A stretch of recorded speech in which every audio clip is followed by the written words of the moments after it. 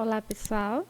Nós estamos aqui para mais uma aula de filosofia e nós iremos revisar alguns assuntos relacionados à filosofia de Sócrates. Sócrates foi um filósofo grego. Ele é reconhecido como o pai da filosofia por representar o marco da filosofia ocidental.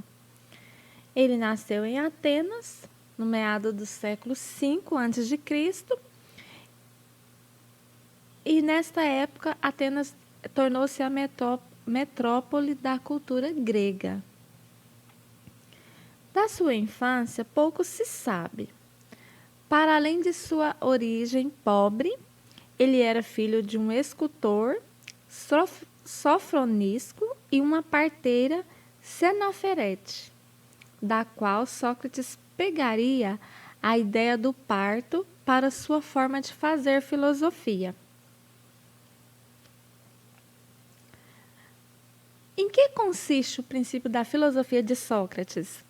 O princípio da filosofia dele consiste, primeiro, na frase "conhece-te a ti mesmo", um oráculo universal dado pelo deus Apolo na mitologia grega. Era um lugar onde os povos gregos eles iam para consultar sobre determinados assuntos relacionados à sua vida. Antes de lançar-se em busca de qualquer verdade, o homem precisa se autoanalisar e reconhecer sua própria ignorância, de acordo com Sócrates. E o próprio Sócrates, ao consultar o oráculo de Delfos, ele recebeu a mensagem que ele seria o homem mais sábio da época.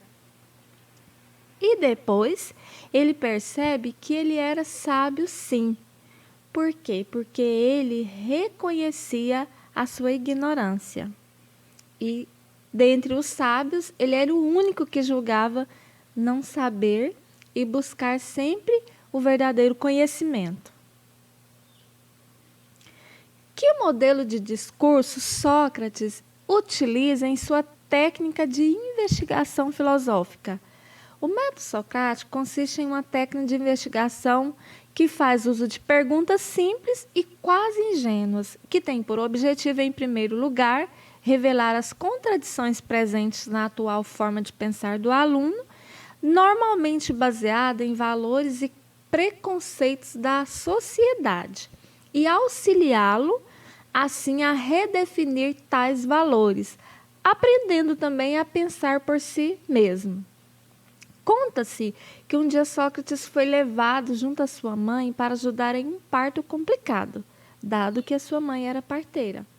Vendo sua mãe realizar o trabalho, Sócrates logo filosofou: "Minha mãe não irá criar o bebê, vai apenas ajudá-lo a nascer e tentará diminuir a dor do parto. Ao mesmo tempo, se ela não tirar o bebê, logo ele irá morrer, e igualmente a mãe morrerá." Sócrates concluiu então com essa observação que, de certa forma, ele era um parteiro. O conhecimento está dentro das pessoas, que são capazes de aprender por si mesmas. Porém, eu posso ajudar no nascimento desse conhecimento, de acordo com Sócrates. Por isso, até hoje, os seus ensinamentos são conhecidos por maiêutica, que significa parteira em grego.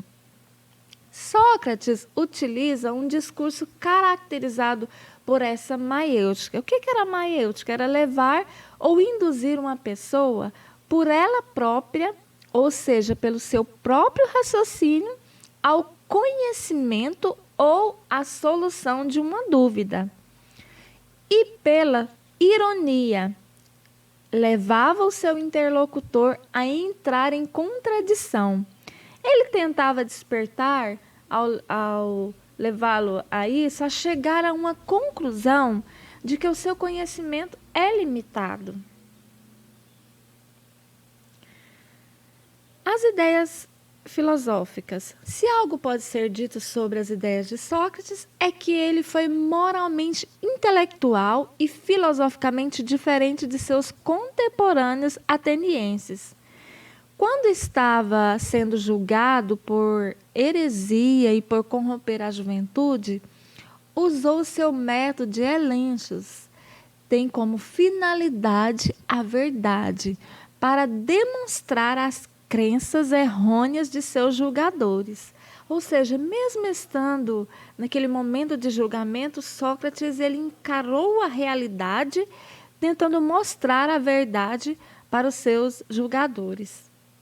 Sócrates também duvidava da ideia dos sofistas, que a arete, virtude, podia ser ensinada para as pessoas. Então, segundo os sofistas, a virtude poderia ser ensinada às pessoas.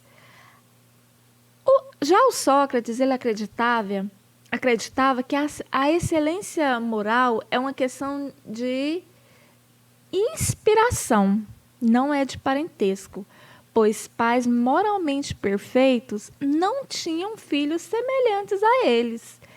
Isso talvez tenha sido a causa de não ter se importado muito com o futuro de seus filhos.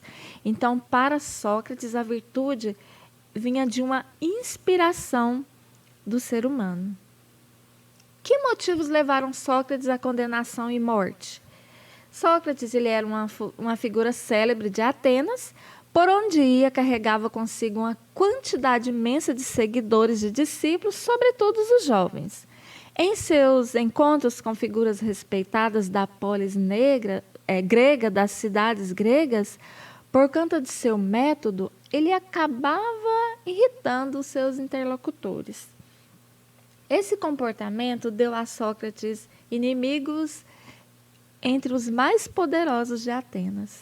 E em pouco tempo, ele foi acusado de corromper a juventude e atentar contra os deuses gregos. Seu julgamento foi realizado em duas partes. Na primeira, a votação sobre sua culpa ou inocência teve uma imagem apertada a favor de sua condenação. Posteriormente, Sócrates propõe como pena a alternativa o pagamento de uma multa. Porém, não é aceito, é recusada essa proposta e a condenação é a favor da pena capital. Que pena capital é essa? É um processo legal pelo qual uma pessoa é morta pelo Estado como punição de um crime cometido.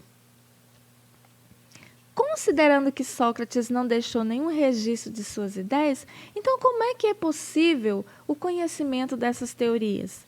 São 4 as fontes para o conhecimento.